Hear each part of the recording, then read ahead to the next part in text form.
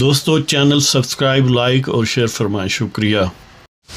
بسم اللہ الرحمن الرحیم، الحمدللہ رب العالمین والصلاة والسلام علی خاتم النبیین پاک روز محمد منشا۔ السلام علیکم۔ دیکھیں، بات کرتے ہیں کہ خان صاحب واقعتاً استعفیٰ دیں گے، یعنی صوبائی اسمبلیوں سے۔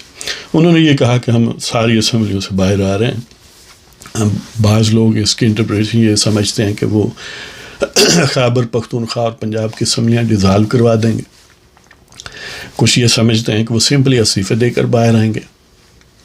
ساری اسمبلیوں کی بات کریں تو ویسے اصولوں تو سینٹ بھی اس میں شامل ہے، لیکن ظاہر ہے اس پر وہ نہیں جائیں گے۔ اس طرح ساری سے مراد سندھ کی اسمبلی بھی ہے، وہاں پر اپوزیشن ہے ان کی۔ اس طرح بلوچستان میں بھی چند ہیں۔ تو مطلب یہ کہنے کا ہے، اور وہ اگر یہ بھی مزید ایکسٹینڈ کریں تو آزاد کشمیر میں گلگت بلتستان میں بھی حکومت ہے۔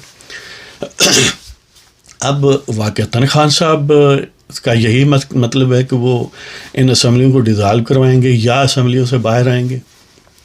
میں سمجھتا ہوں کہ یہ ایک سمپلی ایک اور سٹنٹ ہے، باقی سارے سٹنٹ ختم ہو گئے۔ خان صاحب ہر ہفتے، دوسرے ہفتے، تیسرے یا ایک مہینے بعد ایک نیا سٹنٹ چھوڑ دیں اب، کیونکہ باقی سارے سٹنٹ ختم ہو گئے۔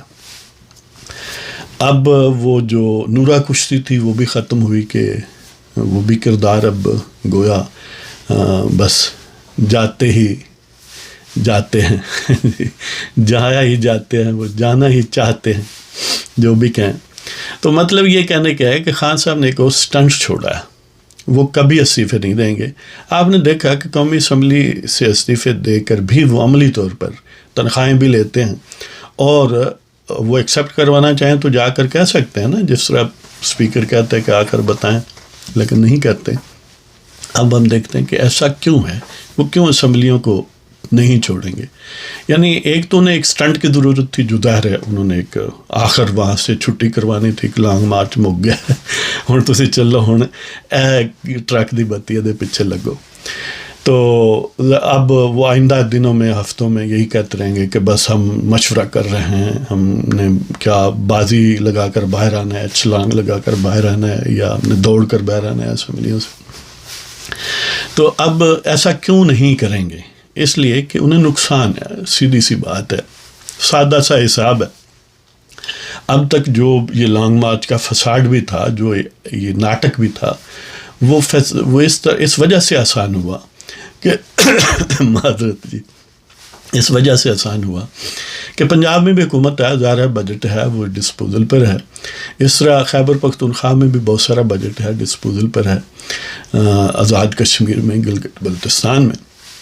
تو یہ ساری اسمبلیاں جو ہیں وہ ظاہر ہے گویا ایسی بھینسیں ہیں جن کو دھویا جا سکتا ہے، جن سے وہ دودھ نکالتے ہیں اور اس پر عیاشی کرتے ہیں۔ اگر وہ استعفے دیں گے تو ظاہر ہے ان کی حکومت ختم ہو جائے گی، اور حکومت جب ان کی ختم ہوگی short of dissolution of assembly, تو ظاہر ہے پھر دوسروں کی حکومت بن جائے گی اور ضمنی الیکشن ہوں گے، اور وہ سینیریو ان کے لیے بڑا تکلیف دہ ہوگا، اور ان کی جو رہتی سہتی چھوٹی موٹی سیاست ہے وہ بھی ختم ہو جائے گی، اور خاص اور پارٹی بکھر جائے گی۔ اس لیے کہ بہت سارے لوگ کہیں گے کہ ہم استعفے نہیں دیتے۔ اب دوسرا آپشن یہ ہے کہ اسمبلی ڈیزالو کر دیں، خیبر پختونخوا کی، پنجاب کی۔ خیبر پختونخوا کی تو شاید اگر وہ واقعتاً جینوئنلی پریشر ڈالیں تو وہ ڈیزالو ہو جائے، لیکن وہاں پر بھی آپشن یہ ہے کہ اپوزیشن اگر نو کانفیڈنس کا نوٹس دے دیتی ہے تو اسمبلی ڈیزالو نہیں ہو سکتی، جس طرح کہ قومی اسمبلی کا صورتحال تھی۔ اس طرح پنجاب میں نو کانفیڈنس کا نوٹس دیے بغیر بھی ڈیزالو نہیں ہوگی، اس لیے کہ پرویز الہی کو ظاہر ہے کہ اسے کیا مجبوری ہے جی، چلو برائے نام بھی وزارت اعلیٰ ہو تو اس کے بعد تو اس کی چھٹی ہو جائے گی، لہذا وہ کبھی بھی نہیں چاہے گا اسمبلی ڈیزالو کروائی جا سکے۔ پھر اسمبلی کے ڈسولوشن میں تھوڑا بہت ریزسٹنس اگر چاہے تو حکومت پیش کر سکتی ہے، مشگافیاں جس طرح پی ڈی اے نے کی تھی، اس لیے کہ گورنرز ان کے پاس ہے۔ تو کہنے کا مطلب یہ ہے کہ وہ انہیں سراسر نقصان ہے۔ اگر صوبائی اسمبلی کو ڈیزالو ہو بھی جائے تو قومی اسمبلی کا الیکشن تو نہیں ہوگا پھر بھی، لہذا وہ اس راستے پر کبھی نہیں چلیں گے، کیونکہ ڈیزالو کروانا چاہیں تو پھر بھی اپوزیشن اس کو پریونٹ کر سکتی ہے، نو کانفیڈنس موشن پہلے ہی لانچ کر کے۔ پرویز الہی تو ویسے ہی نہیں جائے گا، اور اس کا جو یعنی in case of success of dissolution جو معاملہ ہے کہ موجودہ صوبائی اسمبلی میں جو اپوزیشن ان کی حکومت قائم ہو جائے تو خان صاحب کے لیے تو سیاسی طور پر سانس لینا بھی مشکل ہو جائے گا. خان صاحب بہرحال بیساکھیوں پر ہی چل سکتے ہیں. اب دیکھتے ہیں نا، اب سوچ ان کے ختم ہوا ہے نا. اصل جو سمجھ لیں جہاں سے انہیں طاقت مل رہی تھی، جہاں سے یہ ساری چیزیں اویلیبل تھیں، وہ نورا کشتی والے لوگ اب ناپائیدار ناپید ہو گئے. فیض صاحب بھی ریٹائر ہو رہے ہیں اور نہ بھی ہوں تو ان کے لیے اب اس طرح کھل کھلنا مشکل ہے اگر عاصم منیر آرمی چیف ہوں. تو اس طرح باجوہ صاحب بھی گئے.